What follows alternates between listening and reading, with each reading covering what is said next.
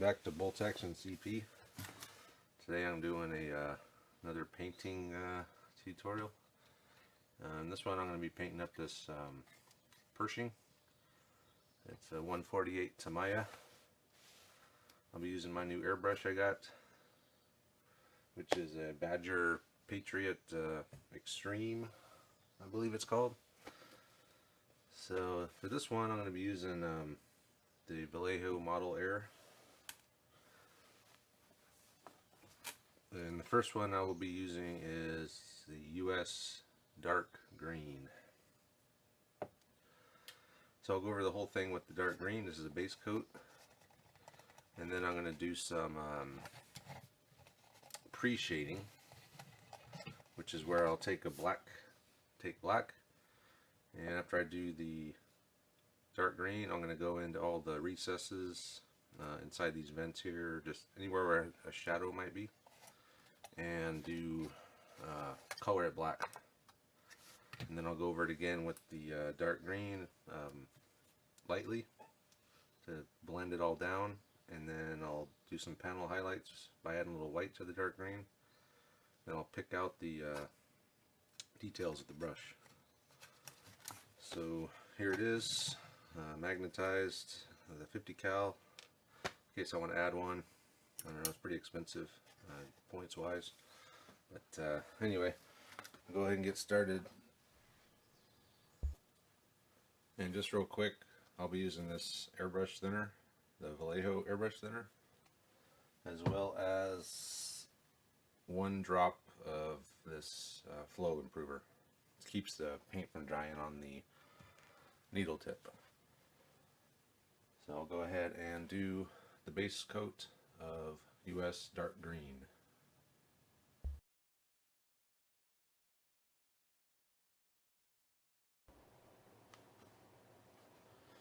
Alright, so I finished the green. I did sort of a light coat. So the next part I'm going to do is the pre-shading with the black.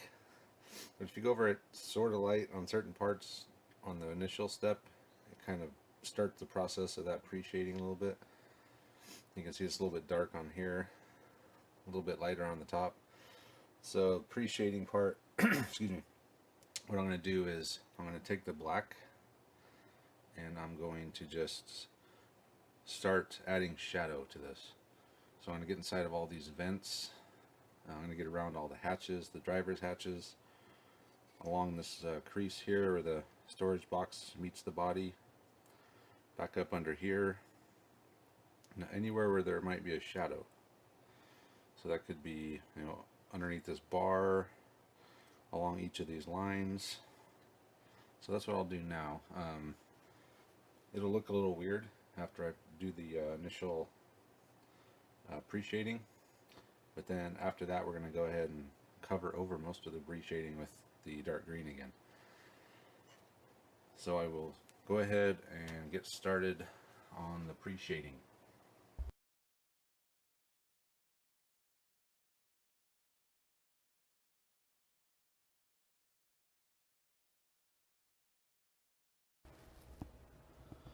Alright, so I finished with the pre-shading. You can see it looks a little funny right now, but in this next step I will take US Dark Green again and I will water it down a little bit and turn the pressure up slightly, and then just stay about a foot back and just do gentle sweeps across, let the paint settle down on. So that should blend it all back together, get rid of any of the really bad oversprays of black that landed on the hole. But this step, you know, you don't have to be perfect, because this next step will hopefully correct it. So we'll go ahead and do that now. Here's the tank now. Pre-shading's done, and I went over it again with the dark green to blend it all back in. So you can see it has some shadow. This is a nice quick way to add shadow to a model if you don't want to do a pin wash.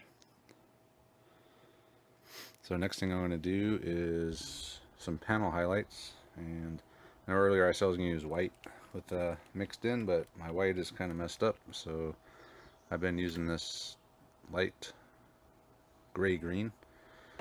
And with this, I'll just go in the flat parts, the wide areas like this, the top, back here. And I'll just hit the inside of each panel with that light green gray, using a circular motion. It's hard to say. And then after that's done, I'll take the dark green again and do the same thing I did when I did the when I covered up the pre-shading. I'll just do a couple of light passes over the top of that, everything else one more time, just to blend everything back in. And if I got a little overboard on some of the panel highlights, that'll knock that down too. So I will go ahead and do the panel highlights and the final overspray with the dark green, and that'll be it for the airbrush portion.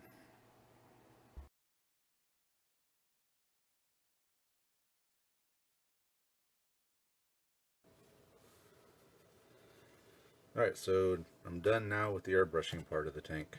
I should have probably left the pre-shading a little darker, less passes on the step right after the pre-shading with the green, because after I went over it again after the panel highlight, it kind of covered up more of the pre-shading, but there's still some there. It's very subtle, but I think it can still be seen. So next time I'll remember to leave a little bit more black showing than I want to on the initial step. That way when I go over the final pass over with the dark green, it'll still show through a little bit darker. But anyway, it looks fine for me. So the next step is I'm going to start doing the detail work. So there's not a whole lot of detail. The main thing on these is the black road wheels. These are what take forever on this. But other than that, we got these tracks here. Got a shovel and a pry bar. And that's really it for details on this. The machine gun, of course, I got to do that. But so I'll go ahead and do the detail work, and then I'll do the decals.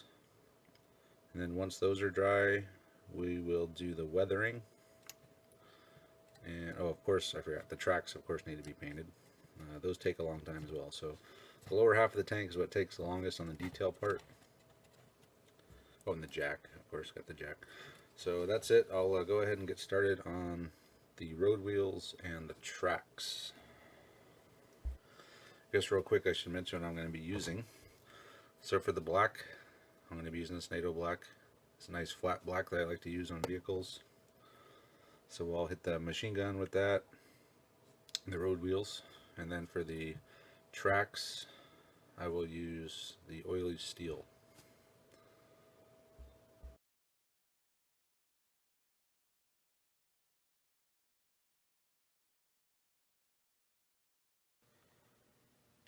Alright, so I've gotten the details excuse me, all picked out. There wasn't a lot of them, but I got the tracks done, the wheels, the shovel.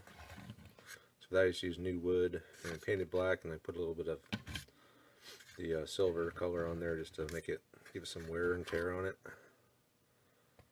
So I've decided I am going to do pin wash on this because I'm not really happy with the shadow on it. I overdid it on the pre-shading, or the cover up of the pre-shading, so there wasn't enough shadow. So I am going to go through and do pin wash. I've done a little bit already, but so for the pin wash, what I do is I take this Nuln oil and actually put some like Future floor polish on it, which helps it flow a lot better. So just put it on the brush, and then you can, a lot of times you can just tap it, and the Future will help it just flow down into the recesses. So it does take a long time to do this, but it actually makes it look really nice. I was kind of hoping the pre-shading would have taken care of this, but like I said, I got a little overzealous with the overspray, the dark green over the top of that, so that there wasn't enough shadow. I didn't think there was enough shadow on it. So I'm going to go through right now and finish up doing the pin wash.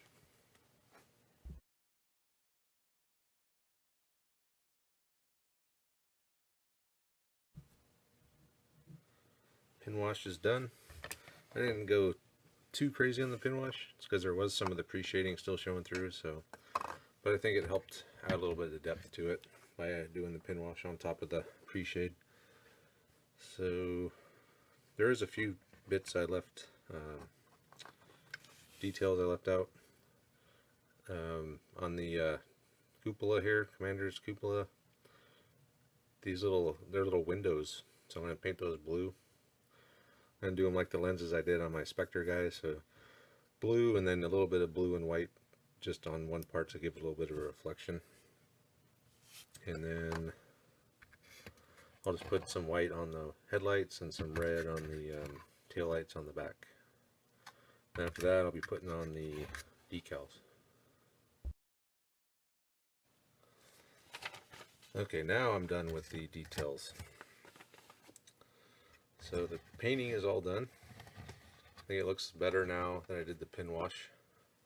Got a little bit more depth to it. So I guess pre-shade and pin wash is really the way to go, unless if you can do it with the pre-shade first, then that's good. But if you do happen to go a little bit overboard with the overspray, then you might have to get down there and do some pin wash as well. So next is the decals. So for this, I will be doing this tank here, which is Tank 10 E Company 67th Armor Regiment, 2nd Armored Division. So that's pretty straightforward. A couple stars, some of these marks, and this one's going to be tough. The one on the top, I'm going to try to do that, but I have to go over, I guess that's the gas cap, I'm assuming. But it's going to have to go over that. So we'll see how it works. I'm going to be using some micro set to soften the decals. So if I get it softened enough, put it on there, and if you get a damp paper towel after it's sat for a second or two, you can push it with the damp paper towel and kind of get it down into all those creases and everything. So I'll give it a try. If it doesn't look good, I'll just take it off and just leave the 2 stars on the side. This one I'm going to have to cut in half because these extra tracks are blocking part of it. So I'll cut 1 star in half, put it there, then the other one will go there.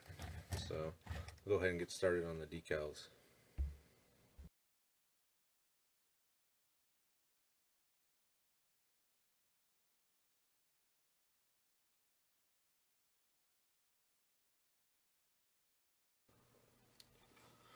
Okay, done with the decals. I blew it on the big star, pressed too hard, and it broke the decal, so I just took it off. It would have been cool, but I've never been good at those giant ones that go over curves and into indentations and stuff, so it's fine as is. So decals are done. I did put the Fireball name on it because I thought it was a cool name. So there's the decals. Lift here, decals. You got that giant paragraph of writing. I don't know what that says. If I could read it. Prepared by LTD gasoline tank. Anyway, you can actually read it. So decals are done. So now I'll just let this sit for a little bit and dry, and then I'll come back and do the weathering, and that'll be it. Alright, the decals are dry now. So now I'm going to do some weathering. I'll keep this kind of in line with all my other American vehicles, and that I don't do heavy weathering on these. Just some dust and a little bit of dried mud, but not anything too crazy, no globs of mud or anything. So the first thing I'll do is I'll do a little bit of chipping, really light. I'm just going to use a sponge and German gray. And it's your standard sponge technique. Dip it in there, get most of it off, and then just lightly dab on spots, corners, anywhere kind of that sticks out that would be worn down. Maybe a little bit more on the front fenders as they go through brush and other things that would cause some chipping maybe. So we'll go ahead and do the chipping. So I'm done with this, the chipping part. It's very subtle. I didn't do too much. These tanks didn't come around till late in the war, so they wouldn't have had a lot of time to get beat beat up. So now I'll do the other weathering part. I start with this darker mud. This is MIG dark mud powder. Works really good. I use different types of soft. Well, this is a makeup brush. It's pretty soft. This one's a little bit softer, and this one is a really stiff brush that I can use if I get too much in one spot. If I can get a lot of it off of there. So I'm just going to go around the tracks on the bottom of the hole with the dark mud powder, and then after that I'm going to take some of this dust color and go over the top of that, and maybe get a little bit of dust kind of in these crevices where it would get trapped after driving along the road for a while. I'm also going to hit the decals with some of this powder too, because right now, you know, you can see they're very shiny. This will tone down that shine, and it'll make all of the decals blend in with the amount of weathering that's on the rest of the vehicle. Like this one actually hit with the chipping a little bit just to blend it in as well. So I will do the weathering, or the mud powder and the dust now.